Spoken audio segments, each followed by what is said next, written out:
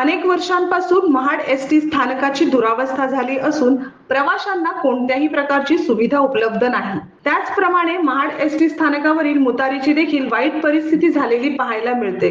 अनेक वेळा प्रशासनाला प्रवासी वर्ग तक्रार करून देखील महाड एसटी स्थानकाकडे प्रशासनाचे दुर्लक्ष झालेले पाहायला मिळते। मुतारीच्या दुर्गंधीमुळे प्रवाशांना एसटी स्थानकावर अक्षरशः नाकावर रुमाल घेण्याची पाळी आली आहे।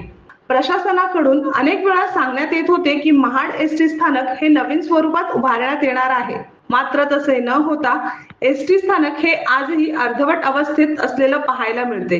ऐरणीवरती येऊन ठेपलेला प्रश्न म्हणजे मुतारीची दुर्गंधी आणि त्यामुळे पसरणारी रोगराई। तसेच महाड एसटी स्थानकावर आजूबाजूला असणारे चहाची दुकाने किंवा वडापावची दुकाने, जेवणाकरिता असणारे हॉटेल्स आणि उसाची रसवंती शॉप या ठिकाणी प्रवासी वर्ग जात असतात। मात्र मुतारीच्या दुर्गंधी आणि रोगराईमुळे प्रवासी वर्ग तिथे जाणं टाळतं।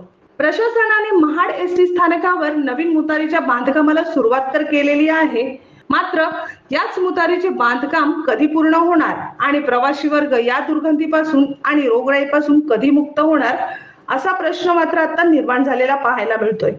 रोज आम्ही स्वच्छता करून घेतोय आणि नवीन मुतारीचं काम चालू आहे। लवकरच नवीन मुतारीचा इकडे आपले स्टँडच्या उजव्या बाजूला होणार आहे।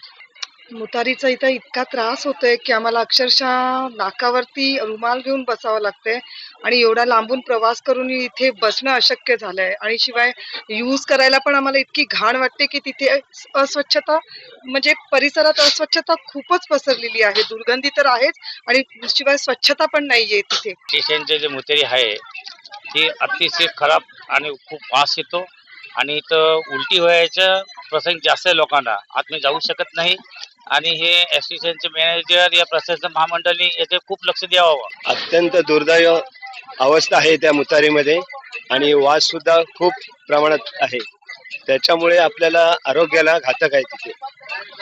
मनोज चेंडेकर, प्रखर लोकमान्य। संपूर्ण महाराष्ट्रातील परखड बातम्या पाहण्यासाठी आमच्या प्रखर लोकमान्य न्यूजला सबस्क्राइब करून बेल आयकॉनवर क्लिक करायला विसरू नका।